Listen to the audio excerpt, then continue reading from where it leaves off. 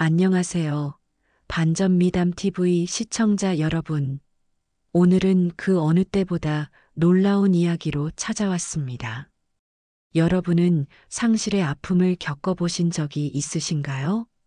그 고통 속에서 일어날 수 없는 기적이 일어난다면 어떨까요?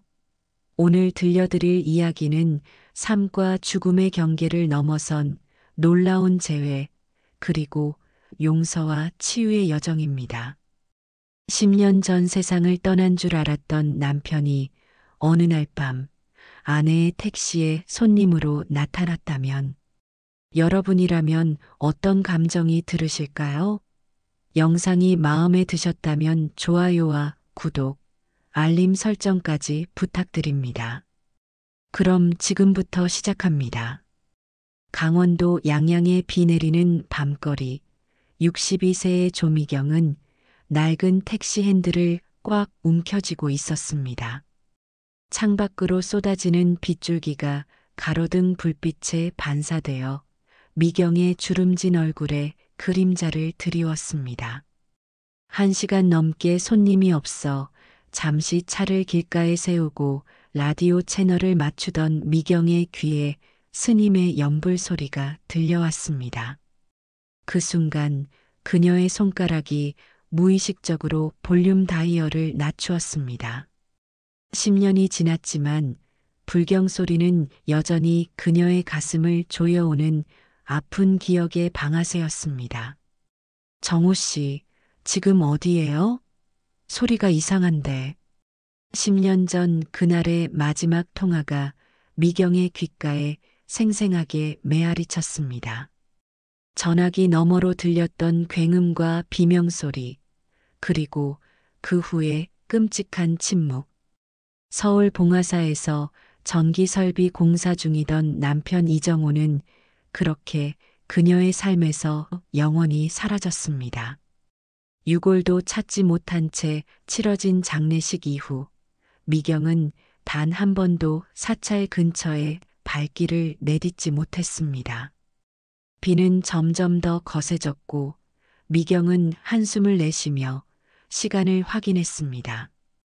11시 30분, 이제 집으로 돌아갈 시간이었습니다. 하지만 그 순간 뒷좌석 문이 열리는 소리가 들렸고 한 승객이 빗속에서 나타났습니다. 미경은 백미러로 승객을 살펴보았습니다. 70대로 보이는 노승, 젖은 가사를 정리하며 조용히 앉았습니다. 어디로 모실까요? 미경이 물었지만 스님은 대답하지 않았습니다. 그저 창밖을 바라보며 깊은 생각에 잠긴 듯 했습니다. 미경은 다시 한번 물었습니다. 목적지가 어디신가요? 스님은 천천히 입을 열었습니다. 조금만, 그냥 가주시겠습니까?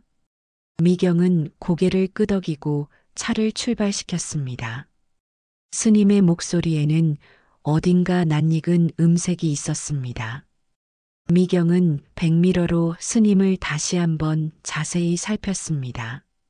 빗방울에 흠뻑 젖은 가사 아래로 굳은 살이 박인 손이 보였고 그 손가락은 마치 전기 작업을 오래 한 사람들에게서 볼 수 있는 특유의 흉터를 품고 있었습니다. 미경의 심장이 갑자기 빠르게 뛰기 시작했습니다. 빗소리만이 가득한 묘한 긴장감이 흐르는 택시 안. 미경은 손님이 내릴 곳을 지정하지 않았다는 것을 깨닫고 무작정 양양 시내를 돌았습니다. 그러다 문득 백미러에 비친 스님의 눈과 마주쳤습니다. 그 순간 미경의 온몸이 얼어붙었습니다. 그 눈빛, 너무나도 익숙한 그 눈빛은 10년 전 영원히 떠나보낸 남편 이정호의 것과 같았습니다. 어디로 가실 건가요? 정확한 목적지를 말씀해 주셔야. 미경의 목소리가 떨렸습니다. 스님은 천천히 깊은 한숨을 내쉬고 입을 열었습니다. 봉화사로 가주세요. 그 말 한마디에 미경의 손이 핸들에서 미끄러질 뻔했습니다. 봉화사. 10년 전 남편이 사라진 그곳. 미경은 급브레이크를 밟았고 차는 빗길에 미끄러지며 간신히 멈춰섰습니다. 미경은 숨을 고르며 뒤를 돌아보았지만 스님은 여전히 창밖을 바라보고 있었습니다. 하지만 그의 손에 들린 작은 가방에서 빨간색 천 조각이 살짝 보였습니다. 미경의 심장이 더 세게 뛰었습니다. 그것은 이정호가 항상 입었던 작업복과 같은 색이었습니다. 봉화사는 서울에 있습니다. 미경의 목소리가 떨렸습니다. 300km가 넘는 거리, 비 오는 밤에 그곳까지 가는 건 무모한 일이었습니다.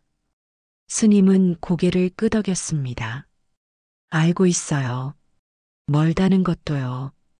하지만 오늘 밤 꼭 그곳에 가야 합니다. 미경은 망설였습니다.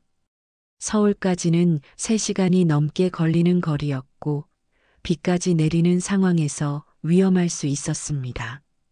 하지만 어떤 이유에서인지 그녀는 거절할 수 없었습니다. 마치 보이지 않는 끈에 이끌리듯 미경은 핸들을 돌렸습니다. 가겠습니다. 하지만 요금이 많이 나올 텐데 괜찮으신가요? 스님은 미소를 지었습니다. 괜찮아요. 오랫동안 이날을 기다려왔으니까요. 그 말에 미경의 등줄기로 한기가 흘렀습니다. 어떤 의미인지 분명하진 않았지만 불길한 예감이 들었습니다. 그럼에도 불구하고 그녀는 양양을 빠져나가 서울로 향하는 고속도로에 진입했습니다. 비는 더욱 세차게 내렸고 앞유리 너머로 보이는 도로는 물안개로 뿌옇게 보였습니다. 미경은 속도를 줄이고 더욱 조심스럽게 운전했습니다. 라디오에서는 야간 운전자를 위한 잔잔한 음악이 흘러나왔고 미경은 긴장된 마음을 달래려 볼륨을 높였습니다.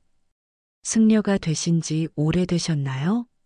미경이 침묵을 깨려 물었습니다. 스님은 잠시 생각에 잠긴 듯 했습니다. 약 10년 정도 됐네요. 하지만 진정한 수행자가 되기까지는 아직 멀었습니다. 10년. 그 단어가 미경의 귓가에 맴돌았습니다. 남편을 잃은 지 정확히 10년이 되는 날이었습니다. 우연일까요? 미경의 가슴이 더욱 조여들었습니다. 2시간쯤 달렸을 때 미경은 휴게소에 들러 잠시 쉬어가기로 했습니다. 차에서 내리려는 순간 스님이 처음으로 먼저 말을 걸었습니다.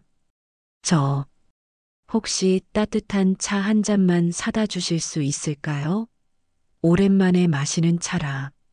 그 목소리, 미경은 심장이 멎는 것 같았습니다. 떨리는 다리로 휴게소 매점으로 향하며 그녀는 자신의 귀를 의심했습니다. 남편 이정호의 목소리와 너무나 닮아 있었기 때문입니다. 하지만 그건 불가능한 일이었습니다. 이정호는 10년 전 사망했으니까요. 따뜻한 차 2잔을 들고 돌아온 미경은 스님이 차창 밖을 바라보며 무언가를 닦는 모습을 발견했습니다. 더 가까이 다가가자 그것은 안경이었습니다. 이정호가 항상 쓰던 것과 똑같은 모양의 금태 안경. 미경의 손에서 차 잔이 미끄러져 내려갈 뻔했습니다. 여기, 차 가져왔어요. 미경의 목소리가 떨렸습니다. 스님은 재빨리 안경을 가방에 넣고 고개를 들었습니다. 감사합니다. 참 친절하시네요. 두 사람은 차를 마시며 잠시 침묵을 지켰습니다. 미경은 스님의 모습을 자세히 살폈습니다. 얼굴은 주름지고 수염이 가득했지만 눈매는, 그 눈매만은 이정호와 너무나 닮아 있었습니다. 미경은 떨리는 목소리로 물었습니다. 스님, 혹시 봉화사에 어떤 연고가 있으신가요? 스님은 잠시 미경을 깊이 바라보더니 조용히 대답했습니다. 제가 과거에 지은 업을 참회하러 가는 겁니다. 업이요? 네, 저의 실수로 사람들이 다쳤거든요. 스님의 눈에 슬픔이 깃들었습니다. 미경은 마른 침을 삼켰습니다. 다시 차에 오르며 그녀는 스님의 가방을 살폈습니다. 가방 한쪽이 열려 있었고 그 안에는 낡은 전기 공구 세트와 빨간색 작업복 자락이 보였습니다. 공구들은 전기 기술자들이 사용하는 것과 같았습니다. 저기요. 미경이 입을 열려는 순간 스님이 말했습니다. 얼른 출발하는 게 좋겠습니다. 자정전에 도착해야 해요. 미경은 말없이 고개를 끄덕이고 차를 다시 출발시켰습니다. 이제 그녀의 머릿속은 혼란스러운 생각들로 가득 찼습니다. 이 스님은 누구지? 왜 이렇게 남편과 닮은 걸까? 그리고 왜 하필 오늘 봉화사로 가려는 걸까? 수많은 질문이 그녀의 마음을 무겁게 짓눌렀습니다. 자정이 가까워질 무렵 서울 외곽에 진입했습니다. 비는 그쳤지만 미경의 마음속 폭풍은 더욱 거세어졌습니다. 이제 봉화사까지는 30분 정도 남았습니다. 도로 위에는 차가 거의 없었고 마치 세상에 그들만 남겨진 것 같은 기분이 들었습니다. 봉화사에 왜 가시는지 여쭤봐도 될까요?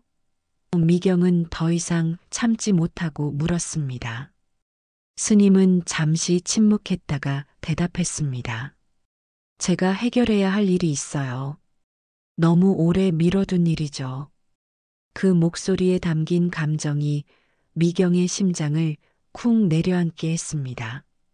목소리뿐만 아니라 말투까지 너무나 남편과 닮아 있었습니다. 미경은 갑자기 용기를 내어 직접적인 질문을 던졌습니다. 스님 혹시 이정호 씨를 아십니까? 차 안이 순간 얼어붙은 듯 했습니다. 스님은 움직임을 멈추었고 미경도 숨을 참았습니다. 마침내 스님이 입을 열었습니다. 왜 그런 질문을 하시죠? 미경은 떨리는 목소리로 대답했습니다. 제 남편 이름이 이정호였거든요. 10년 전 봉화사 붕괴 사고로 세상을 떠났어요. 스님은 깊은 한숨을 내쉬었습니다. 그리고 천천히 무릎 위에 있던 가사를 걷어내고 그 아래 숨겨진 빨간색 작업복을 드러냈습니다. 미경은 숨이 멎는 듯 했습니다. 그 작업복에는 이정호라는 이름표가 달려 있었습니다. 10년 전 스님이 말을 이었습니다. 당신이 전화했지요. 조심하라는 그 마지막 음성 덕분에 살았습니다. 미경의 눈에서 눈물이 흘러내렸습니다. 더 이상 의심할 여지가 없었습니다. 스님은 계속해서 말했습니다. 당신이 매일 밤 악몽에 시달린다는 걸 알고 있어요. 내가 무너지는 건물 속에서 당신을 부르는 꿈. 그렇죠? 미경은 경악했습니다. 그녀의 악몽을 어떻게 알고 있는 걸까요? 10년 동안 그녀를 괴롭혀온 그 악몽에 대해 그녀는 누구에게도 말한 적이 없었습니다. 미경은 핸들을 꽉 쥐며 도로 옆으로 차를 세웠습니다. 떨리는 손으로 시동을 끄고 뒤를 돌아보았습니다. 스님은 천천히 안경을 벗었습니다. 그리고 미경은 10년 동안 그리워했던 그 눈동자와 마주쳤습니다. 정호 씨? 미경의 목소리는 거의 들리지 않을 정도로 작았습니다. 스님은 고개를 끄덕였습니다. 미경아, 미안해. 미경은 자신도 모르게 차에서 뛰쳐나와 뒷좌석 문을 열었습니다. 그리고 망설임 없이 스님을 끌어안았습니다. 10년의 시간, 수천 번의 울음, 그리고 끝없는 그리움이 그 포옹 속에 담겨 있었습니다. 어떻게 이런 일이. 미경은 말을 잇지 못했습니다. 이정호는 천천히 미경의 손을 잡았습니다. 봉화사에 가면 모든 걸 설명해 줄게. 내가 왜 사라졌는지, 왜 돌아오지 못했는지. 미경은 고개를 끄덕였습니다. 혼란스러웠지만 지금은 그저 남편이 살아있다는 사실만으로도 충분했습니다. 다시 차에 올라탄 그들은 말없이 봉화사를 향해 달렸습니다. 10년 전 이정호가 사라진 그곳, 이제는 모든 진실이 기다리고 있는 곳으로. 도로 위에는 그들의 차만 달리고 있었고 창밖으로는 서울의 밤 풍경이 스쳐 지나갔습니다. 미경은 수시로 백미러로 이정호를 바라보았습니다. 마치 그가 다시 사라질까봐 두려운 듯 했습니다. 이정호는 그런 미경의 마음을 알아챈 듯 조용히 손을 내밀어 그녀의 어깨를 가볍게 두드렸습니다. 난 이제 어디로도 가지 않을 거야. 약속해. 봉화사 입구에 도착했을 때 절은 이미 깊은 어둠에 잠겨 있었습니다. 달빛만이 고요한 경내를 비추고 있었고 참배객은 아무도 보이지 않았습니다. 미경과 이정호는 차에서 내려 절 입구에 서 있는 석등 앞에 나란히 섰습니다. 여기서 모든 일이 시작됐어. 이정호가 조용히 말했습니다. 경내로 들어서자 10년 전의 붕괴 현장은 이미 완전히 새롭게 지어져 있었습니다. 하지만 이정호의 표정을 보니 그의 마음 속에는 여전히 그날의 광경이 생생히 남아있는 듯 했습니다. 그는 법당으로 향하는 계단 앞에 멈춰서서 깊은 한숨을 내쉬었습니다. 미경아, 난 살아있어. 이정호가 가사를 벗으며 말했습니다. 그 아래에는 편안한 평상복을 입고 있었습니다. 하지만 법적으로는 죽은 사람이야. 미경은 남편의 얼굴을 자세히 살폈습니다. 주름이 깊게 패인 얼굴이지만 틀림없는 이정호의 모습이었습니다. 다만 그의 눈빛은 예전과 달랐습니다.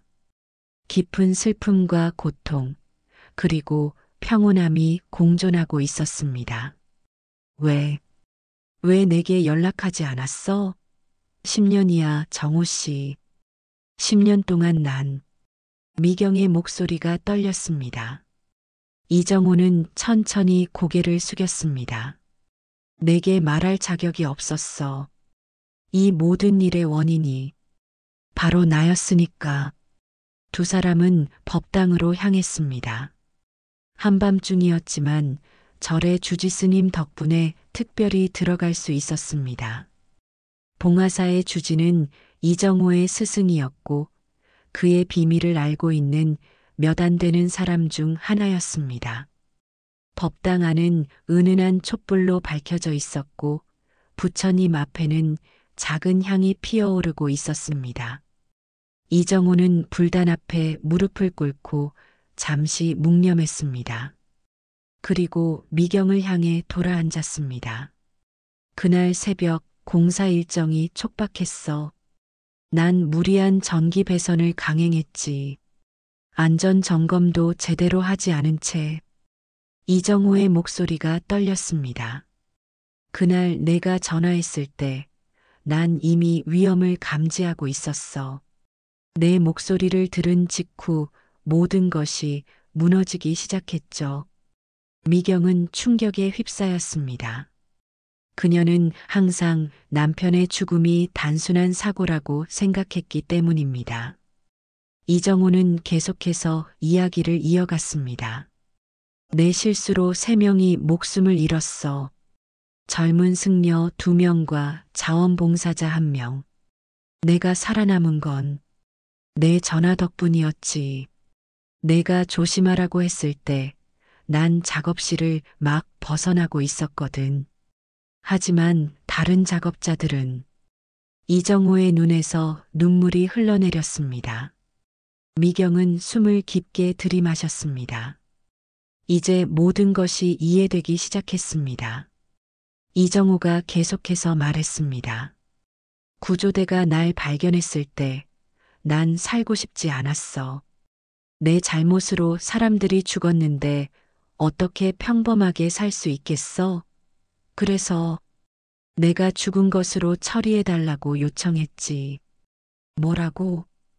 미경은 믿을 수 없다는 듯 물었습니다. 당신의 신원은 완전히 파악되지 않은 상태였어. 절의 공사 기록에는 내 정보가 제대로 등록되지 않았거든. 구조대원에게 부탁했지. 나를 사망자 명단에 올려달라고. 그리고 나는 히말라야로 떠났어. 이정호의 목소리는 점점 작아졌습니다. 미경은 무릎이 꺾이는 느낌이었습니다. 그녀는 법당의 기둥을 붙잡고 천천히 주저앉았습니다. 10년 동안 자신이 품었던 슬픔과 고통이 모두 헛된 것이었다니. 그녀의 마음속에 분노가 일기 시작했습니다. 그럼 그동안 내가 당신 제삿날마다 울면서 지냈던 것도, 매일 밤 악몽에 시달리면서 보낸 시간도 다 필요 없는 거였단 말이야? 미경의 목소리가 떨리고 있었습니다. 이정호는 고개를 숙인 채로 미경의 분노를 고스란히 받아들였습니다. 그에게는 변명의 여지가 없었습니다. 그저 그녀의 모든 감정을 받아들일 뿐이었습니다. 왜 나를 그런 지옥에 버려두었어? 미경의 목소리가 밤 공기를 가르며 울려 퍼졌습니다. 그녀의 눈에서는 분노의 눈물이 흘러내렸습니다. 이정호는 고개를 숙인 채로 미경의 분노를 고스란히 받아들였습니다. 그럴 자격이 있다고 생각했습니다. 그에게는 변명의 여지가 없었습니다. 매일 밤마다 널 그리워하면서 살았어. 내가 무너지는 건물 속에서 고통스러워하는 악몽을 꾸면서. 그런데 내가 살아있었다고? 10년 동안? 미경의 목소리는 분노와 배신감으로 가득 차 있었습니다.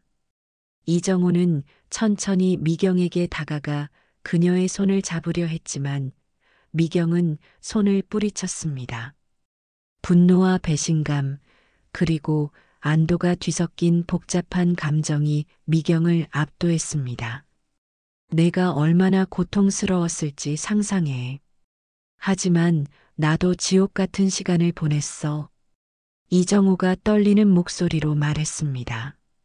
히말라야에서 난 매일 속죄의 시간을 보냈어. 처음 1년은 말 한마디 않고 침묵 속에서 살았지. 그 후로는 명상과 노동, 그리고 수행으로 하루하루를 버텼어. 미경은 묵묵히 듣고 있었습니다. 그녀의 눈에서는 여전히 눈물이 흘러내리고 있었습니다. 하지만 이제 그 눈물은 분노보다는 슬픔에 가까웠습니다. 그곳에서 내 스승을 만났어. 티베트에서 온 노승이었지. 그분은 내게 진정한 속죄란 숨어서 고통받는 것이 아니라 자신의 잘못을 인정하고 다른 이들을 위해 살아가는 것이라 가르쳐 주셨어. 그리고 너에게 진실을 알리라고 했어. 미경은 천천히 고개를 들었습니다. 그럼 왜 지금? 왜 10년이나 지나서야? 이정호는 깊은 숨을 내쉬었습니다. 용기가 없었어. 내가 나를 미워할까봐, 또다시 상처받을까봐 두려웠지. 하지만 내 스승이 돌아가시기 전 마지막으로 내게 당부하셨어. 진정한 자유를 원한다면 진실을 마주해야 한다고 봉화사의 종이 자정을 알리며 울렸습니다. 그 소리에 미경은 깊은 생각에서 빠져나왔습니다. 그녀의 마음속에는 여전히 분노가 가득했지만 이제는 슬픔과 연민도 함께 자리 잡고 있었습니다. 나는 당신을 위해 제사를 지냈어. 미경의 목소리가 떨렸습니다. 당신의 빈 위패 앞에서 매년 눈물을 흘렸다고. 이정호의 눈에서도 눈물이 흘러내렸습니다. 미안해. 정말 미안해. 미경은 갑자기 일어나 이정호에게 다가갔습니다. 그리고 그의 뺨을 세게 때렸습니다. 이게 10년 동안 내가 겪은 고통에 대한 대가야. 이정호는 아무 말 없이 그 행동을 받아들였습니다. 미경은 다시 한번 손을 들어 올렸지만 이번에는 이정호의 얼굴을 부드럽게 쓰다듬었습니다. 그녀의 손가락이 그의 주름진 얼굴을 따라 내려갔습니다. 하지만 내가 살아있다는 것만으로도 난 감사해. 미경의 목소리는 이제 조용해졌습니다.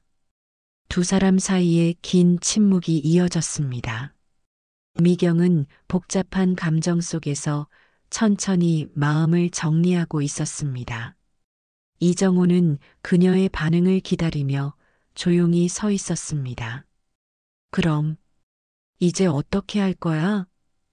마침내 미경이 물었습니다. 이정호는 미경의 눈을 깊이 바라보았습니다. 그건 내가 결정해. 내가 떠나길 원한다면 그렇게 할게.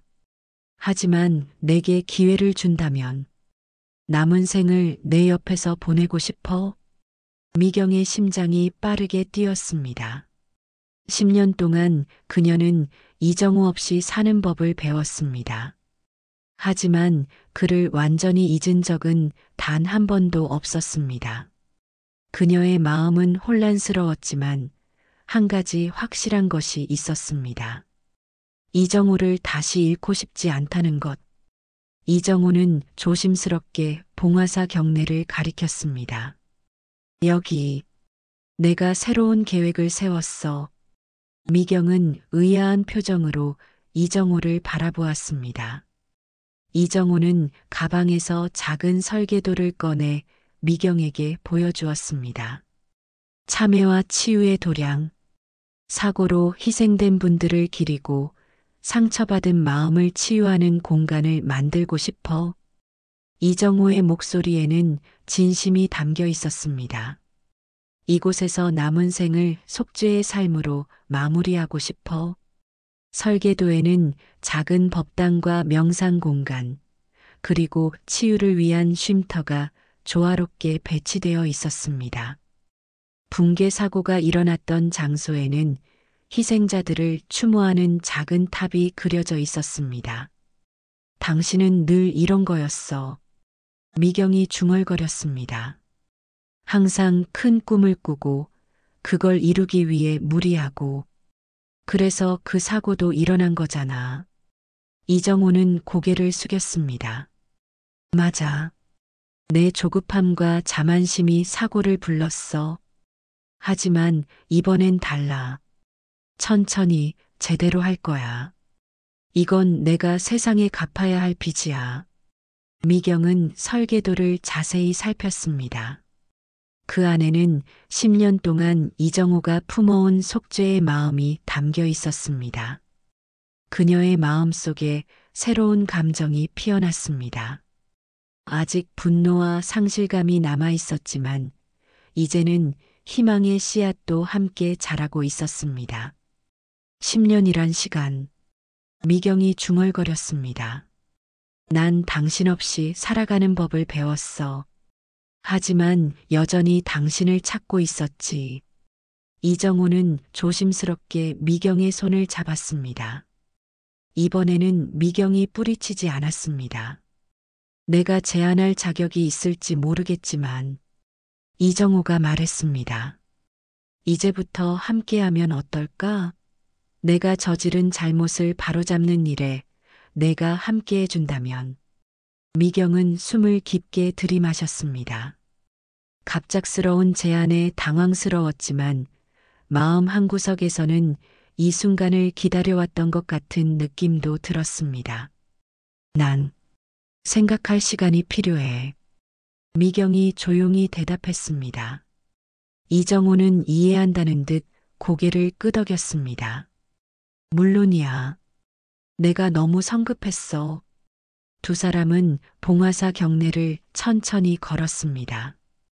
달빛이 그들의 길을 비추고 있었습니다. 미경은 10년 동안 자신이 꿈꿔왔던 순간, 남편과 다시 걷는 순간을 이렇게 맞이하게 될 줄은 몰랐습니다. 이 모든 계획이 진짜 가능한 거야? 미경이 물었습니다. 당신은 법적으로 죽은 사람이잖아. 어떻게 이런 일을 할 수 있어? 이정호는 미소를 지었습니다. 봉화사 주지스님이 도와주실 거야. 그분은 내 상황을 알고 계시거든. 법적인 문제는 시간이 걸리겠지만 해결할 수 있어. 미경은 아직도 모든 것이 꿈만 같았습니다. 오늘 아침만 해도 그녀는 평범한 택시 기사였습니다. 그리고 지금 그녀는 죽은 줄 알았던 남편과 함께 새로운 미래를 그리고 있었습니다. 내일 다시 만날 수 있을까? 이정호가 조심스럽게 물었습니다. 미경은 잠시 생각에 잠겼다가 고개를 끄덕였습니다. 여기서 만나요. 아침 8시에. 두 사람은 다시 택시로 돌아왔습니다. 미경이 운전석에 앉고 이정호는 이번에는 조수석에 앉았습니다. 돌아가는 길 차 안은 조용했지만 그 침묵은 이전과는 달랐습니다. 서로의 존재를 느끼며 묵묵히 앞으로 나아가는 그런 침묵이었습니다. 서울 외곽의 작은 여관 앞에 택시를 세우고 미경은 이정호를 내려주었습니다. 작별 인사를 나누는 순간 미경은 문득 물었습니다. 정호 씨, 법적으로는 어떻게 된 거예요? 당신은 아직 죽은 사람인가요? 이정호는 쓴웃음을 지었습니다. 그래, 법적으로 난 아직 고인이야. 하지만 이제 그것도 바로잡을 생각이야. 주지스님과 변호사를 통해 내 신분을 되찾을 방법을 찾고 있어. 미경은 고개를 끄덕였습니다. 이제 그녀 앞에는 수많은 질문과 해결해야 할 문제들이 놓여 있었습니다. 하지만 오늘 밤은 그저 남편이 살아 돌아왔다는 사실만으로도 충분했습니다. 내일 봐요. 미경이 작별 인사를 건넸습니다. 이정호는 가볍게 손을 흔들었습니다. 내일 봐, 미경아. 그날 밤 미경은 여관에서 잠을 청했지만 쉽게 잠들 수 없었습니다. 너무나 많은 생각이 그녀의 머릿속을 맴돌았습니다. 10년간의 상실과 고통, 그리고 갑작스럽게 찾아온 재회. 그녀의 마음은 복잡했지만 오랜만에 편안함도 느꼈습니다. 새벽녘 미경은 문득 불안한 생각에 잠에서 깼습니다. 만약 이 모든 것이 꿈이라면? 그녀는 서둘러 옷을 입고 약속 시간보다 훨씬 일찍 봉화사로 향했습니다. 이정호가 정말 그곳에 있을지 아니면 모든 것이 그녀의 상상이었을지 확인하고 싶었습니다. 봉화사에 도착했을 때 아침 안개가 경내를 감싸고 있었습니다. 미경은 불안한 마음으로 주차장에 차를 세우고 법당으로 향했습니다. 그리고 그곳에서 이정호를 발견했습니다. 그는 법당 앞 계단에 앉아 그녀를 기다리고 있었습니다. 일찍 왔네. 이정호가 미소 지었습니다. 미경도 미소로 답했습니다. 당신도 그들은 봉화사 주변을 함께 걸었습니다. 이정호는 자신의 계획을 더 자세히 설명했습니다. 참회와 치유의 도량은 단순한 사찰이 아니라 상처받은 사람들이 치유를 찾을 수 있는 공간이 될 것이라고 했습니다.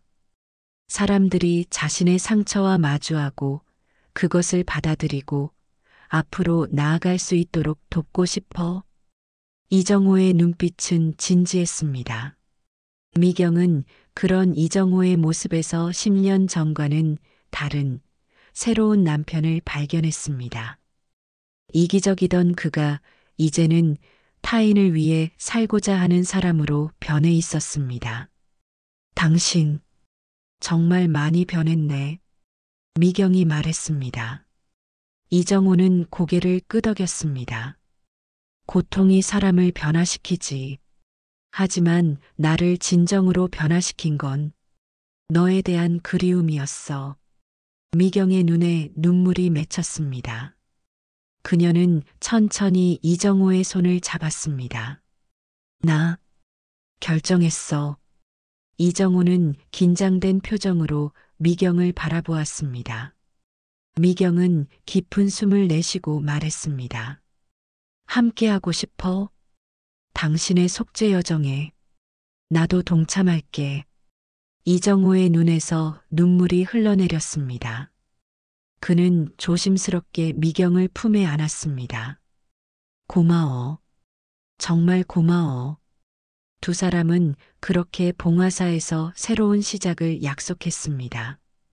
법적인 문제들이 남아 있었고 앞으로 극복해야 할 수많은 어려움들이 기다리고 있었지만 이제 그들은 혼자가 아니었습니다. 함께라면 어떤 어려움도 이겨낼 수 있을 것 같았습니다. 미경은 마음속으로 결심했습니다. 이제 양양의 집으로 돌아가 모든 것을 정리하고 서울로 이사 올 준비를 해야 했습니다. 새로운 삶을 시작하기 위해서는 과거의 일부를 정리해야 했습니다. 정호 씨, 나 며칠 동안 양양에 다녀와야 할 것 같아요. 집을 정리하고 필요한 것들을 가져와야 해서. 미경이 말했습니다. 이정호는 걱정스러운 표정을 지었습니다. 혼자 가게? 내가 같이 가줄까? 미경은 미소 지었습니다. 괜찮아요. 내가 다녀올게요. 당신은 여기서 도량 준비를 하고 있어요. 내가 돌아오면 우리 함께 시작하는 거예요. 이정호는 고개를 끄덕였습니다. 그리고 미경의 손을 꼭 잡았습니다. 기다릴게. 어디에도 가지 않고 바로 여기서. 미경은 마지막으로 이정호를 꼭 안아주고 택시를 타고 양양으로 향했습니다. 가는 길 내내 그녀의 마음은 복잡했지만 이상하게도 평온했습니다. 10년 동안의 슬픔이 하루아침에 사라지지는 않았지만 이제 그 자리에는 희망이 자리 잡고 있었습니다. 몇 달 후 봉화사 근처에 작은 건물이 들어섰습니다. 참회와 치유의 도량이라는 간판이 걸린 이곳은 아직 공사 중이었지만 벌써 찾아오는 사람들이 있었습니다. 특히 상실을 경험한 이들이 이곳에서 위로를 찾았습니다. 조미경의 택시는 이제 이 도량과 서울 시내를 오가는 단골 손님들의 발이 되어 주었습니다. 그녀는 더 이상 양양에서 홀로 택시를 몰지 않았습니다. 이제 조수석에는 항상 이정호가 함께했습니다. 오늘은 어디로 갈까요? 미경이 시동을 걸며 물었습니다. 이정호는 미소를 지었습니다. 봉화사로 가주세요, 기사님. 두 사람은 서로를 바라보며 웃었습니다. 택시 안에는 불교 음악이 잔잔히 흐르고 있었습니다. 이정호는 습관처럼 작은 목탁을 한번 두드렸습니다. 그것은 이제 그들만의 특별한 의식이 되었습니다. 새로운 손님이 탈 때마다 이정호는 목탁을 한번 울리고 짧은 기도를 올렸습니다. 희생자들을 위한 그리고 새로운 인연에 대한 감사의 기도였습니다. 법적으로 이정호의 부활은 복잡한 과정이었습니다. 사망 선고를 받은 사람이 다시 법적인 신분을 얻는 것은 쉬운 일이 아니었습니다. 하지만 봉화사 주지스님의 도움과 변호사의 노력으로 마침내 모든 절차가 마무리되었습니다. 이제 이정호는 더 이상 고인이 아니었습니다. 아직도 믿기지 않아. 미경이 말했습니다. 우리가 다시 함께 있다는 게. 이정호는 미경의 손을 꼭 잡았습니다. 나도 매일 아침 눈을 뜰 때마다 이게 꿈인가 싶어. 두 사람은 봉화사 근처의 작은 아파트에서 함께 살기 시작했습니다. 미경은 양양의 집을 팔고 그 돈으로 도량 건설에 보탬이 되었습니다. 이정호는 10년간의 수행 생활에서 배운 지혜를 바탕으로 도량의 프로그램을 기획했고 미경은 행정과 운영을 맡았습니다. 도량에서는 매주 희생자들을 추모하는 행사가 열렸고 이정호는 그곳에서 자신의 이야기를 나누었습니다.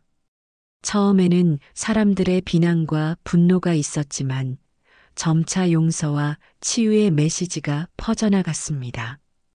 특히 붕괴 사고로 가족을 잃은 유족들이 점차 이정호의 진심을 이해하기 시작했습니다. 당신이 처음 이야기했을 때 난 당신이 미쳤다고 생각했어. 미경이 어느 날 밤 이정호에게 말했습니다. 사람들에게 진실을 알리고 용서를 구한다고? 특히 희생자 가족들에게? 그건 불가능한 일처럼 보였어. 이정호는 고개를 끄덕였습니다. 나도 두려웠어. 하지만 스승님이 항상 말씀하셨지. 진실만이 우리를 자유롭게 한다고. 그리고 실제로 그랬습니다. 이정호가 진실을 고백하고 속죄의 삶을 살기 시작하면서 그의 마음은 조금씩 평온을 찾아갔습니다. 미경도 마찬가지였습니다. 10년간의 상실감과 고통이 하루아침에 사라지지는 않았지만 이제 그들은 함께 그 상처를 치유해 나가고 있었습니다. 미경은 택시를 세우고 이정호와 함께 현관에 섰습니다. 10년의 공백을 뛰어넘어 두 사람은 이제 새로운 삶을 함께 걷고 있었습니다.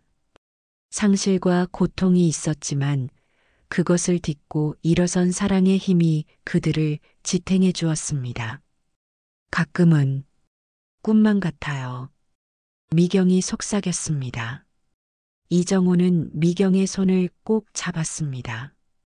이건 꿈이 아니야. 우리의 새 삶이지.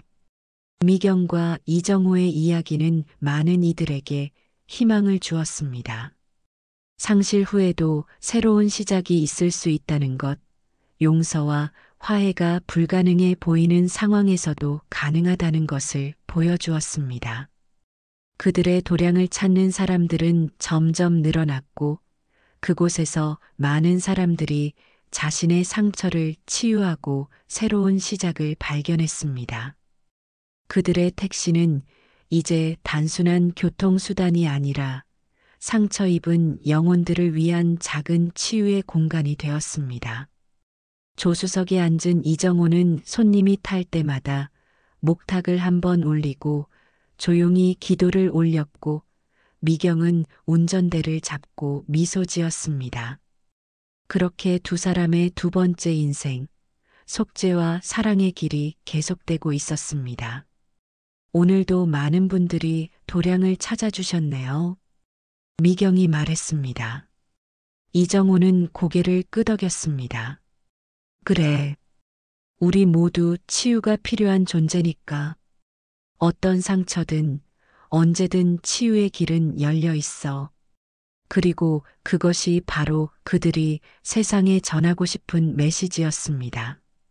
아무리 어둡고 고통스러운 시간이 있더라도 희망과 치유의 빛은 항상 존재한다는 것. 이제 미경과 이정호는 그 빛을 함께 나누며 새로운 여정을 계속해 나갔습니다. 여러분, 지금까지 반전 미담 TV에서 전해드린 10년 만의 기적 같은 재회 이야기였습니다. 상실과 절망 속에서도 희망을 찾고 용서와 화해를 통해 새로운 시작을 만들어낸 조미경과 이정호의 이야기가 여러분의 마음에도 작은 위로가 되었기를 바랍니다. 이 영상이 마음에 드셨다면 좋아요와 구독, 그리고 알람 설정까지 부탁드립니다. 혹시 여러분도 비슷한 경험이 있으시거나 들려주고 싶은 사연이 있으시다면 댓글로 남겨주세요.